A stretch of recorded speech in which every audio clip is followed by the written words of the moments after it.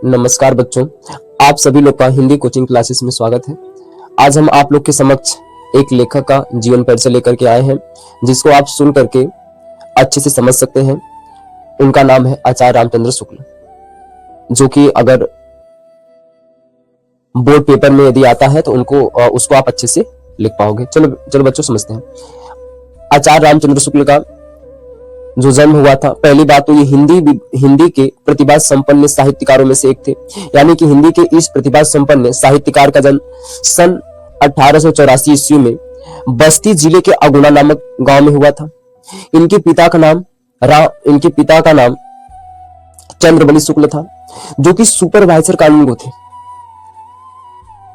आचार्य रामचंद्र शुक्ल जी का जो प्रारंभिक पढ़ाई थी वह मिर्जापुर में रहते थे।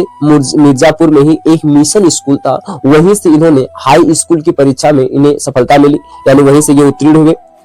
फिर रामचंद्र शुक्ल जी जो है, इनका गणित में मन नहीं लगता था। गणित में ये बहुत काफी कमजोर थे, तो गणित में कमजोर होने के कारण इन्हें मिशन स्कूल से हटना पड़ा।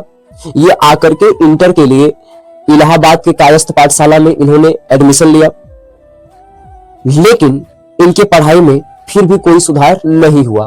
जब कोई पढ़ाई में कोई सुधार नहीं हुआ तो इंटर की परीक्षा से ये भयभीत हो गए, यानी कि परीक्षा देने से पहले इन्होंने स्कूल को छोड़ दिया। इसके लिए बाद जो है कि इन्होंने थोड़ा अब इन्हें पैसे की जरूरत पड़ी, तो पैसे कमाने के लिए इन्होंने मिर्जापुर के न्यायालय में ही नौकरी कर ली। लेकिन स्वभाव के अनुकूल था, वो नौकरी को करना नहीं चाहते थे। परिस्थिति ऐसी थी कि करना पड़ रहा था, लेकिन कब तक? आखिर इन्होंने न्यायालय की नौकरी छोड़ी दी। छोड़ने के बाद ये मिशन स्कूल में आए, जो कि मिर्जापुर में था, जहां से इन्होंने हाई स्कूल पास किया हुआ था। वहीं पर जो है ये चित्रकला के अध्यापक बन गए। और फिर धीरे धीरे इनकी जो प्रतिभा थी, जो पढ़ाई करने का जो लगन होता है, इनके अंदर आया और स्वयं अध्याय से इन्होंने हिंदी को, अंग्रेजी को और संस्कृत को, बंगला आदि विषयों का अध्ययन बहुत अच्छे से किया। इसके बाद में इनका जो बोलने का ढंग था, जो बोलने की तार्किक बुद्धि थी, ये साफ साफ झलकने लगी और इनकी चर्चा, इनकी प्रसिद्धि दिन प्रतिदिन बढ़ती चली गई। और यहां तक कि इनकी प्रसिद्धि हिंदू विश्वविद्यालय तक पहुंची, जिसको सुन करके बाबू श्याम सुंदर दास जी इनसे मिलने के लिए आए, जो कि वो काशी हिंदू विश्वविद्यालय के हिंदी विभाग के अध्यक्ष थे और उनकी अवस्था काफी अधिक हो गई थी। और जब इनसे मिलने करके आए, जब आचार्य रामचंद्र शुक्ल जी से उनका वार्तालाप हुआ तो वो बहुत प्रभावित हुए आचार्य रामचंद्र शुक्ल को। अतः परिणाम ये हुआ कि उन्होंने अपना पद आचार्य रामचंद्र शुक्ल जी को सौंप दिया, यानी हिंदी विभाग के अध्यक्ष बन गए आचार्य रामचंद्र शुक्ल।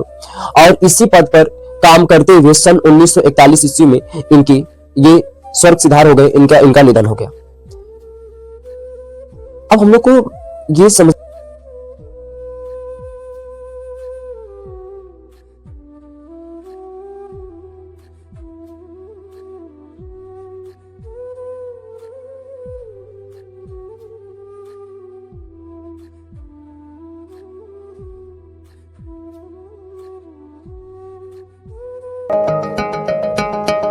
अभी आगाज है तेरा, बहुत कुछ सीखना है।